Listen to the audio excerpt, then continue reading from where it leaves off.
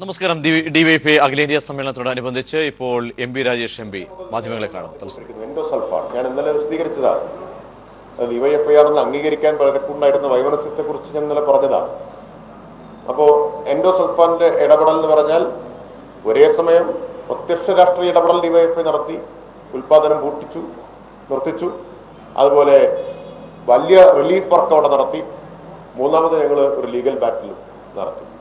അപ്പോൾ ഒരു ബഹുമുഖമായിട്ടുള്ള ഇടപെടലാണ്. അങ്ങനെയുള്ള ബഹുമുഖമായ ഇടപെടലുകൾ എല്ലാ പ്രശ്നങ്ങളിലും ഉയർത്തിക്കൊണ്ടുവരിക എന്നതാണ് ഏറ്റവും പ്രധാനമായിട്ട് ഞങ്ങൾ കാണുന്ന ഒരു കാര്യം.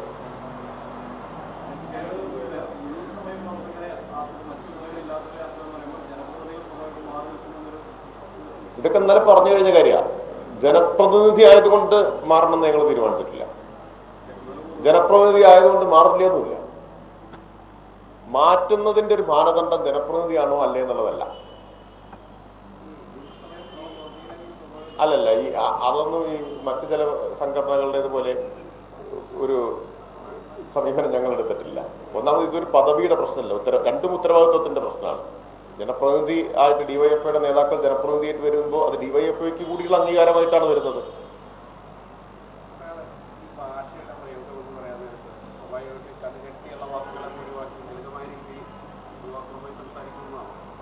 അതുൾപ്പെടെയുള്ള കാര്യങ്ങളാണ് തീർച്ചയായിട്ടും. അല്ല, അത് പ്രധാനപ്പെട്ട കാര്യം തന്നെയാണ്. ചെറുപ്പക്കാർക്ക് മനസ്സിലാവുന്ന ഭാഷ ചിലപ്പോൾ നമുക്ക് വളരെ സാധാരണമായിട്ട് തോന്നുന്ന ഭാഷയായിരിക്കും, നമുക്ക് വളരെ സുപരിചിതമായിട്ടുള്ള പദങ്ങളായിരിക്കും. ഞങ്ങളുടെ സംഘടനയ്ക്കകത്ത് ഞങ്ങളുടെ ഒരു ഡിസ്കോഴ്സിലൊക്കെ ഉപയോഗിക്കുന്ന വാക്കുകൾ, പദങ്ങൾ, പ്രയോഗങ്ങൾ ഞങ്ങൾക്ക് വളരെ സുപരിചിതമായിരിക്കും. പക്ഷെ ഞങ്ങൾക്ക് പുറത്തുള്ള ചെറുപ്പക്കാർക്ക് വളരെ അപരിചിതമായിട്ടും അത് തോന്നാം.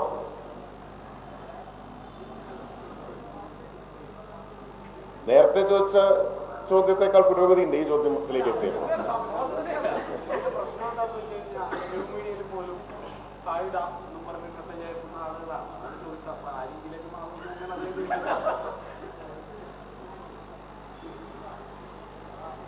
വേറൊന്നുമില്ലല്ലോ. ലോ അക്കാദമി സമരത്തിൽ വിദ്യാഭ്യാസ മന്ത്രി വിളിച്ച ചർച്ച പരാജയം. മാനേജ്മെന്റ് തീരുമാനം അംഗീകരിക്കണമെന്ന് വിദ്യാർത്ഥികളോട് മന്ത്രി പറഞ്ഞു. എന്നാൽ രാജിയിൽ കുറഞ്ഞ ഒത്തുതീർപ്പിനില്ലെന്ന് സമരക്കാർ. വിശദാംശങ്ങളുമായി ആദ്യം മന്ത്രിയുടെ വാക്കുകളിലേക്ക്. ലോ അക്കാദമിയിൽ അവരാരോപിച്ചെന്ന പ്രിൻസിപ്പിൾ അവിടെ ഇല്ല, പുതിയ പ്രിൻസിപ്പിൾ വരുന്നു എന്നുള്ളതാണ് വളരെ പ്രധാനപ്പെട്ട ഒരു സൊല്യൂഷനാണ്. മാനേജ്മെൻറ്റ് അത് അംഗീകരിക്കുകയും ചെയ്യും. പക്ഷേ അപ്പോഴും പല വിദ്യാർത്ഥി സംഘടനകളും രാജി തന്നെ വേണം എന്നുള്ള ഒരു നിലയ്ക്കാണ് നിൽക്കുന്നത്. അപ്പോൾ സർക്കാരിനെ സംബന്ധിച്ച് രാജിവെക്കുക എന്നുള്ളത് ആ വ്യക്തിയാണ് രാജിവെക്കേണ്ടത്, അതല്ലാതെ വേറൊരാൾക്ക് രാജിവെക്കാൻ കഴിയില്ല. അവരെ മാറ്റി നിർത്താൻ മാനേജ്മെൻറ്റ് പറഞ്ഞപ്പോൾ സമ്മതിച്ചപ്പോൾ പകരം പ്രിൻസിപ്പലിനെ വെക്കാൻ സർക്കാർ ആവശ്യപ്പെടുകയാണ് ചെയ്തത്. വിശദാംശങ്ങളുമായി സുനിൽ ചേരുന്നു. സുനിൽ, ഇന്നത്തെ ചർച്ചയിൽ എന്തൊക്കെ കാര്യങ്ങളാണ് ഉടലെടുത്തത്? വിദ്യാർത്ഥി ഐക്യം സംഘടനകളൊക്കെ തന്നെ എന്തുകൊണ്ടാണ് സമരത്തിൽ നിന്ന് ചർച്ച പരാജയം എന്ന അവകാശവാദവുമായി പുറത്തേക്ക് അവർ ഇറങ്ങിപ്പോകുന്ന സ്ഥിതി ഉണ്ടായത്? ഇക്കാര്യത്തിൽ സമവായ സാധ്യതകളൊക്കെ തുറക്കുന്നുണ്ടോ ഇനി?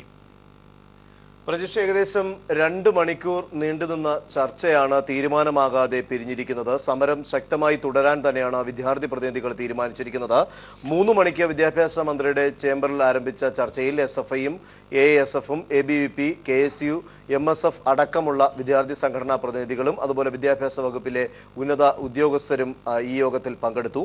ഇതിനകത്ത് പ്രധാന മാനേജ്മെന്റ് പ്രതിനിധികളായി നാരായണൻ നായരും അതിനകത്ത് നാരായണദാസും മാനേജ്മെന്റ് പ്രതിനിധികളായി തന്നെ പങ്കെടുത്തിരുന്നു. ഈ യോഗത്തിനകത്ത് ആദ്യം വിദ്യാർത്ഥികൾ തങ്ങളുടെ ആവശ്യങ്ങൾ ഉന്നയിക്കുകയായിരുന്നു. ലക്ഷ്മി നായർ രാജിവെച്ചേ മതിയാകൂ എന്നുള്ള നിലപാട് തന്നെയാണുള്ളത്. കാരണം മാറ്റി നിർത്തി എന്ന് പറയുന്നത് വിശ്വസിക്കാനാവില്ല. അത് അവർക്ക് തിരിച്ചു വരാനുള്ള പാത തുറന്നു കൊടുക്കുന്ന സമീപനമാണ് എന്നാണ് വിദ്യാർത്ഥി പ്രതിനിധികൾ ഓരോരുത്തരും പറഞ്ഞത്. എന്തുകൊണ്ട് സർക്കാർ ഇവർക്കെതിരെ നടപടി സ്വീകരിക്കാൻ, ഈ കോളേജിനെതിരെ നടപടി സ്വീകരിക്കാൻ തയ്യാറാകുന്നില്ല? അത് കോളേജ് മാനേജ്മെന്റിനോട് ആവശ്യപ്പെടാൻ എന്താണ് സർക്കാർ മടി കാണിക്കുന്നത് എന്നാണ് KSU അടക്കമുള്ള വിദ്യാർത്ഥി സംഘടനാ പ്രതിനിധികൾ ഈ യോഗത്തിൽ ചോദിച്ചത്. അതുകൊണ്ട് തന്നെ ഈ ലക്ഷ്മി നായരുടെ രാജി അല്ലാതെ മറ്റൊരു ആവശ്യം തങ്ങൾക്കില്ല. രാജിവെക്കുകയാണെങ്കിൽ മാത്രം ഈ ചർച്ചയ്ക്ക് പ്രസക്തിയുള്ളൂ എന്നാണ് അവർ ഉന്നയിച്ചത്. പക്ഷേ മാനേജ്മെന്റുകൾ തങ്ങളുടെ നിലപാടിൽ ഉറച്ചു നിന്നു. ലക്ഷ്മി നായരെ മാറ്റി നിർത്തിയിരിക്കുകയാണ് എന്നും 5 വർഷത്തേക്ക് മാറ്റി നിർത്തിക്കൊണ്ടുള്ള തീരുമാനമാണ് എടുത്തത്. പക്ഷേ മന്ത്രി പറഞ്ഞത് പുതിയൊരു പ്രിൻസിപ്പലിനെ വെക്കണം എന്നുള്ളത് തന്നെയാണ്. ആ തീരുമാനം മാനേജ്മെന്റ് അംഗീകരിക്കാൻ തയ്യാറായി. പുതിയൊരു പ്രിൻസിപ്പലിനെ ഉടൻ നിയമിക്കും എന്നാണ് പറഞ്ഞത്. പക്ഷേ അതെന്ന് നിയമിക്കുമെന്നോ എപ്പോൾ നിയമിക്കുമെന്നോ ആരാണോ എന്നുള്ളത് സംബന്ധിച്ചൊന്നും മാനേജ്മെന്റ് ഈ ചർച്ചയിൽ പറഞ്ഞില്ല. ഇതും കുട്ടികൾക്ക് കൂടുതൽ ആശയക്കുഴപ്പവും സംശയവും ബലപ്പെടുത്തി എന്നുള്ളതാണ് ഈ ചർച്ച പരാജയപ്പെടാനുള്ള കാരണം. തങ്ങളുടെ ആവശ്യങ്ങൾ അംഗീകരിക്കാത്ത പശ്ചാത്തലത്തിൽ ശക്തമായിട്ടുള്ള സമരവുമായി തന്നെ മുന്നോട്ട് പോകാനാണ് തീരുമാനിച്ചിട്ടുള്ളത്. കുട്ടികൾ മറ്റൊരു കാര്യം ആരോപിച്ചത് തങ്ങൾക്ക് കേൾക്കാനുള്ളത് കേൾക്കാതെ മന്ത്രി യോഗം തീരുന്നതിന് മുമ്പ് ഇറങ്ങിപ്പോയി എന്നുള്ളൊരു ആക്ഷേപം കുട്ടികൾ ഉന്നയിച്ചിട്ടുണ്ട്. അതോടൊപ്പം തന്നെ മന്ത്രി മാനേജ്മെന്റിന്റെ അഡ്വക്കേറ്റ് ആയിട്ടാണ് സംസാരിച്ചത് എന്നാണ് KSU അടക്കം പറഞ്ഞത്. കാരണം മാനേജ്മെന്റ് എടുത്തിട്ടുള്ള തീരുമാനം അംഗീകരിക്കാൻ നിങ്ങൾ തയ്യാറാകണം എന്നാണ് മന്ത്രി യോഗത്തിൽ ആവശ്യപ്പെട്ടതെന്നാണ് കുട്ടികൾ പറഞ്ഞത്. ഇതിന് മന്ത്രി മറുപടി പറഞ്ഞത് താൻ പറഞ്ഞ കാര്യം ശരി തന്നെയാണ്, മറ്റൊരു സൊല്യൂഷൻ ഇതിനകത്തില്ല, സർക്കാരിന് പരിമിതികളുണ്ട്, സ്വാശ്രയ കോളേജ് വിഷയത്തിൽ അല്ലെങ്കിൽ സ്വകാര്യ കോളേജിന്റെ കാര്യത്തിൽ രാജിവെക്കണം എന്ന് നിർദ്ദേശിക്കാൻ പരിമിതികളില്ല എന്ന് പറഞ്ഞു. ഇതിന്റെ അടിസ്ഥാനത്തിൽ ആണ് ഇന്ന് ഇപ്പോൾ സമവായത്തിലെത്താതെ മാനേജ്മെന്റിന്റെ നിലപാടുമായി മാനേജ്മെന്റ് തിങ്കളാഴ്ച ക്ലാസ് തുറന്ന് പ്രവർത്തിക്കാൻ പോകുന്നു. കുട്ടികൾ സമരവുമായി മുന്നോട്ട് പോകാൻ പോകുന്നു. ചർച്ച പരാജയത്തിന്റെ വക്കിലേക്കും പോയി. ലോ അക്കാദമി വിദ്യാർത്ഥി സമരം 25-ാം ദിവസത്തേക്ക് കടക്കുമ്പോൾ വിദ്യാഭ്യാസ മന്ത്രി വിളിച്ചു ചേർത്ത ചർച്ചയും പരാജയപ്പെട്ടിരിക്കുന്നു. ലോ അക്കാദമി ട്രസ്റ്റിൽ ഭിന്നത, ലക്ഷ്മി നായർ രാജിവെക്കണമെന്ന് ചെയർമാൻ K. അയ്യപ്പൻപിള്ള. ഇന്നത്തെ ചർച്ചയിൽ ലക്ഷ്മി നായരുടെ രാജിക്കാര്യത്തിൽ തീരുമാനമായില്ലെങ്കിൽ താൻ രാജിവെക്കുമെന്ന് അയ്യപ്പൻപിള്ള BJPയുടെ സമരപന്തലിൽ പ്രഖ്യാപിച്ചു. ഇന്ന് എഡ്യൂക്കേഷൻ മിനിസ്റ്ററുമായിട്ട് നിന്നിട്ട് ഇത് തീർക്കാമെന്നാണ് അധികാരികളുടെ ഉറപ്പ്. അതൊന്ന് പറയാം, ഇതിൻ്റെ ഞാൻ 40 കൊല്ലമായിട്ട് ഇതിൻ്റെ മെമ്പറും 2 കൊല്ലമായിട്ട് ഇതിൻ്റെ അധ്യക്ഷനുമാണ്. ഇത് നടന്നില്ലെങ്കിൽ ഞാൻ ഈ സ്ഥാപനത്തിൽ നിന്നും രാജിവെക്കുകയാണ് ഞാൻ പ്രഖ്യാപിക്കുന്നത്. വിദ്യാർത്ഥി പ്രശ്നങ്ങളിൽ രാഷ്ട്രീയ പാർട്ടികൾ ഇടപെടുന്നത് ശരിയല്ലെന്ന് സീതാറാം യെച്ചൂരി. പ്രശ്നങ്ങൾ പരിഹരിക്കാൻ വിദ്യാർത്ഥി സംഘടനകൾക്കാകുമെന്നും കേരളത്തിൽ വിദ്യാർത്ഥി സംഘടനകൾ വളരെ ശക്തമാണെന്നും യെച്ചൂരി പറഞ്ഞു.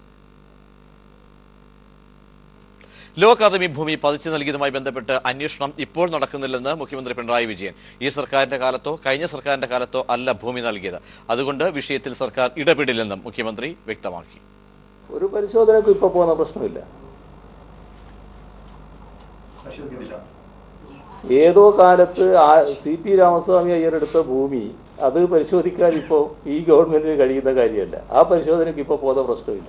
ഇത് ഏതോ ഒരു പിള്ളയുടെ കാര്യം പറഞ്ഞില്ലേ, നടരാജപിള്ള. ആ നടരാജപിള്ളയുടെ ഭൂമി ഈ സർക്കാരോ ഇതിനു മുമ്പിലുള്ള സർക്കാരുകളോ എടുത്തതല്ല, CP രാമസ്വാമിയുടെ കാലത്ത് എടുത്തു എന്ന് പറയുന്നതാണ്. അക്കാര്യം പരിശോധിക്കാൻ ഇപ്പോൾ ഈ സർക്കാരിന് കഴിയില്ല. അതാ ഞാൻ പറഞ്ഞു. ലോ അക്കാദമി ഭൂമി വിഷയത്തിൽ മുഖ്യമന്ത്രി പറഞ്ഞതിൽ അപാകതയില്ലെന്ന് കാനം രാജേന്ദ്രൻ. റവന്യൂ പ്രിൻസിപ്പൽ സെക്രട്ടറിയുടെ അന്വേഷണ റിപ്പോർട്ട് വരുമ്പോൾ എല്ലാ കാര്യത്തിലും വ്യക്തത വരുമെന്നും കാനം രാജേന്ദ്രൻ പറഞ്ഞു. സംസ്ഥാന റവന്യൂ വകുപ്പ് നടത്തുന്ന ഒരു അന്വേഷണത്തെക്കുറിച്ച് അന്വേഷണം നടന്നുകൊണ്ടിരിക്കുമ്പോൾ മുഖ്യമന്ത്രി ഒരു പരാമർശവും നടത്തിയിട്ടില്ല. ഞാൻ പത്രസമ്മേളനം മുഴുവൻ കേട്ടതാണ്. ആ പരാതി കിട്ടി 24 മണിക്കൂറിനകം അതിനെക്കുറിച്ച് അന്വേഷിക്കാൻ റവന്യൂ പ്രിൻസിപ്പൽ സെക്രട്ടറിയെ ചുമതലപ്പെടുത്തിയിട്ടുണ്ട്. അതാണ് അന്വേഷണം. അല്ലാതെ നടരാജപിള്ളയുടെ ഭൂമിയെക്കുറിച്ചൊന്നും അന്വേഷണമൊന്നുമില്ല. നിയമപരമായ കാര്യങ്ങൾ തീരുമാനിക്കുമ്പോൾ ഈഫും ബട്ടും സോയും ഒന്നും അധികം ഇല്ല. അത് ബ്ലാക്ക് ആൻഡ് വൈറ്റിൽ എന്താണ് എന്ന് റിപ്പോർട്ട് കിട്ടുമ്പോൾ അതിന് നടപടി ചെയ്യും. ജേക്കബ് തോമസിൽ സർക്കാരിന് പൂർണ്ണ വിശ്വാസമുണ്ടെന്ന് മുഖ്യമന്ത്രി പിണറായി വിജയൻ. തുറമുഖ വകുപ്പിൽ അഴിമതിയുമായി ബന്ധപ്പെട്ട് K. എബ്രഹാമിന്റെ റിപ്പോർട്ടിന്മേൽ നിയമോപദേശം തേടിയത് കൂടുതൽ വ്യക്തത വരുത്താനാണ്. അഴിമതി ആര് കാണിച്ചാലും സംരക്ഷിക്കില്ലെന്നും മുഖ്യമന്ത്രി പറഞ്ഞു. വിജിലൻസ് ഡയറക്ടർ ജേക്കബ് തോമസ് തുറമുഖ ഡയറക്ടറായിരിക്കെ അഴിമതി നടത്തിയെന്ന് കാണിച്ച് ധനവകുപ്പ് റിപ്പോർട്ട് നൽകിയ സാഹചര്യത്തിലാണ് മുഖ്യമന്ത്രി പിണറായി വിജയൻ സർക്കാർ നിലപാട് വ്യക്തമാക്കിയത്. ജേക്കബ് തോമസിനെ സർക്കാരിന് പൂർണ്ണ വിശ്വാസമാണ്. അഴിമതി ആര് കാണിച്ചാലും സംരക്ഷിക്കില്ല. നേരത്തെ വിജിലൻസ് അന്വേഷണം പൂർത്തിയായ കേസിൽ വീണ്ടും അന്വേഷണം നടത്തുന്നതിനുള്ള നിയമവശം പരിശോധിക്കേണ്ടതുണ്ടെന്ന് മുഖ്യമന്ത്രി പറഞ്ഞു. വേറൊരു ഏജൻസി ഇത് സംബന്ധിച്ച് മറ്റൊരു നിലപാടെടുക്കുമ്പോൾ അതിൻ്റെ നിയമപരമായ വശം പരിശോധിക്കേണ്ടതായിട്ടുണ്ട്. എത്രത്തോളം അവർക്ക് പോകാം. അപ്പോൾ അത് ഫൈനാൻസ് ഇൻസ്പെക്ഷൻ വിങ്ങിന് തന്നെ എത്രത്തോളം പോകാം, എന്താണ് അവരുടെ സാധാരണക്ക് ചെയ്യാൻ പറ്റുന്ന കാര്യങ്ങൾ, അതടക്കം പരിശോധിക്കേണ്ടതായി. പൂർണ്ണ വിശ്വാസത്തിലാണിപ്പോൾ, ഒരു സംശയവും വേണ്ട. പൂർണ്ണ വിശ്വാസം തന്നെയാണ്. പൂർണ്ണ വിശ്വാസമുള്ള ഒരാൾ വിജിലൻസ് ഡയറക്ടർ അല്ലാതിരിക്കും, അല്ല വിജിലൻസ് ഡയറക്ടർ സ്ഥാനത്തിരിക്കും. ലോ അക്കാദമിക്ക് വർഷങ്ങൾക്ക് മുമ്പ് ഭൂമി കൈമാറിയതുമായി ബന്ധപ്പെട്ട് സർക്കാരിന് പരിശോധന നടത്താൻ കഴിയില്ല. ഏതോ കാലത്ത് CP രാമസ്വാമി അയ്യരെടുത്ത ഭൂമി അത് പരിശോധിക്കാൻ ഇപ്പോൾ ഈ ഗവൺമെൻറ്റിന് കഴിയുന്ന കാര്യമല്ല. ആ പരിശോധനയ്ക്ക് ഇപ്പോൾ പ്രശ്നമില്ല. നടരാജപിള്ളയുടെ ഭൂമി ഈ സർക്കാരോ ഇതിനു മുമ്പിലുള്ള സർക്കാരുകളോ എടുത്തതല്ല, CP രാമസ്വാമിയുടെ കാലത്ത് എടുത്തു എന്ന് പറയുന്നതാണ്. അക്കാര്യം പരിശോധിക്കാൻ ഇപ്പോൾ ഈ സർക്കാരിന് കഴിയില്ല. സ്വാശ്രയ മേഖലയെക്കുറിച്ച് പഠനം നടത്താൻ നിലവിലുള്ള വൈസ് ചാൻസലർമാരുടെ കമ്മിറ്റിക്ക് പുറമെ ഉന്നതതല സമിതി രൂപീകരിക്കും. സെക്രട്ടേറിയറ്റിൽ ഫയലുകൾ കെട്ടിക്കിടക്കുന്നുണ്ടെന്ന ആക്ഷേപം പരിശോധിക്കും. ന്യായമായി പ്രവർത്തിക്കുന്ന ഉദ്യോഗസ്ഥരെ സംരക്ഷിക്കുന്ന നിലപാടാണ് സർക്കാരിന്റേത്. ഫയലുകൾ ശ്രദ്ധയിൽപ്പെട്ടാൽ കർശന നടപടിയെടുക്കുമെന്നും ഇക്കാര്യം പരിശോധിക്കാൻ സെക്രട്ടറി തല യോഗം വിളിച്ചു ചേർക്കുമെന്നും മുഖ്യമന്ത്രി വ്യക്തമാക്കി. News bureau, Kozhikode. മുഖ്യമന്ത്രി പറഞ്ഞതിൽ കൂടുതലൊന്നും പറയാനില്ലെന്ന് വിജിലൻസ് ഡയറക്ടർ ജേക്കബ് തോമസ്. നന്മയുള്ളവരുടെ നടുവിലാണ് താനെന്നും ജേക്കബ് തോമസ് പ്രതികരിച്ചു.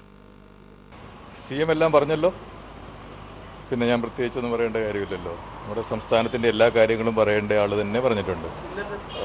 ഞാൻ നന്മയുള്ളവരുടെ നാടിൻ്റെ നടുവിൽ നിൽക്കുകയല്ലേ. ശശികല തമിഴ്നാട് മുഖ്യമന്ത്രി ആയേക്കും. നാളെ ചേരുന്ന AADMK യോഗത്തിൽ ഇത് സംബന്ധിച്ച തീരുമാനമുണ്ടായേക്കുമെന്നാണ് സൂചന. ഈ മാസം 7-നോ 8-നോ സത്യപ്രതിജ്ഞ ഉണ്ടാകുമെന്നും സൂചന. ജയലളിതയുടെ തോഴിയും AIDMK ജനറൽ സെക്രട്ടറിയുമായ VK ശശികല തമിഴ്നാട് മുഖ്യമന്ത്രി ആയേക്കുമെന്നാണ് റിപ്പോർട്ടുകൾ. നാളെ നടക്കുന്ന MLA-മാരുടെ യോഗത്തിൽ ഇത് സംബന്ധിച്ച അന്തിമ തീരുമാനം ഉണ്ടാകും. ഈ മാസം 8-നോ 9-നോ ശശികല മുഖ്യമന്ത്രിയാകുമെന്നാണ് പാർട്ടി വൃത്തങ്ങളിൽ നിന്നും ലഭിക്കുന്ന സൂചന. ജയലളിതയുടെ മരണത്തിന് തൊട്ടുപിന്നാലെ മുഖ്യമന്ത്രിയായി സത്യപ്രതിജ്ഞ ചെയ്ത പനീർശെൽവം മുഖ്യമന്ത്രി സ്ഥാനം രാജിവെക്കുമെന്നും പാർട്ടി വൃത്തങ്ങൾ സൂചിപ്പിക്കുന്നു. അമ്മയുടെ പിൻഗാമിയാകാൻ ചിന്നമ്മയ്ക്ക് യോഗ്യതയുണ്ടെന്നാണ് പാർട്ടിയിലെ ഒരു വിഭാഗത്തിന്റെ നിലപാട്. പാർട്ടി ജനറൽ സെക്രട്ടറി സ്ഥാനത്തിന് പുറമെ മുഖ്യമന്ത്രി സ്ഥാനവും നേടാൻ ശശികല അനുകൂലികളുടെ സഹായം അഭ്യർത്ഥിച്ചതായി നേരത്തെ വാർത്തകൾ പുറത്തുവന്നിരുന്നു. ജയലളിതയുടെ അടുത്ത സുഹൃത്തും സർക്കാർ ഉപദേഷ്ടാവുമായിരുന്ന ഷീല ബാലകൃഷ്ണൻ രാജിവെച്ചതിന് പിന്നാലെയാണ് ശശികലയുടെ മുഖ്യമന്ത്രി സ്ഥാനം സംബന്ധിച്ചുള്ള വാർത്തകൾ പുറത്തുവന്നത്. കാലാവധി അവസാനിക്കാൻ 2 മാസം ബാക്കി നിൽക്കുകയായിരുന്നു രാജിക്ക് പിന്നിലെ കാരണം അവർ വ്യക്തമാക്കിയിട്ടില്ലായിരുന്നു. ജയലളിത ആശുപത്രിയിലായതു മുതൽ സംസ്ഥാനത്തിന്റെ നിയന്ത്രണം തന്നെ ഷീലയുടെ കൈകളിലായിരുന്നു. News desk, people TV. അവയവദാനത്തിന്റെ മഹത്തായ സന്ദേശവുമായി DYFI അഖിലേന്ത്യാ സമ്മേളനം ചരിത്രത്തിൽ ഇടം പിടിച്ചു. സമ്മേളനത്തിനായി കൊച്ചിയിലെത്തിയ 760 പ്രതിനിധികളാണ് അവയവദാന സമ്മതപത്രം ഒപ്പുവെച്ചത്.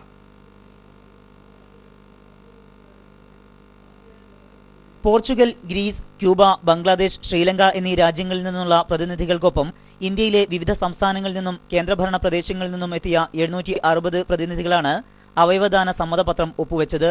DYFI അഖിലേന്ത്യാ ജനറൽ സെക്രട്ടറി അവോയ് മുഖർജിയിൽ നിന്ന് പത്മശ്രീ ഡോക്ടർ ജോസ് ചാക്കോ പെരിയപുറം സമ്മതപത്രം ഏറ്റുവാങ്ങി.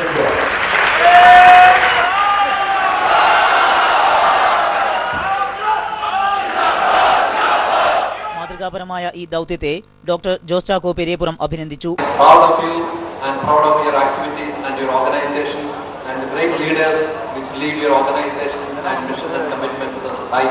DYFI അഖിലേന്ത്യാ പ്രസിഡന്റ് MB രാജേഷ് MP പ്രതിജ്ഞ ചൊല്ലിക്കൊടുത്തു.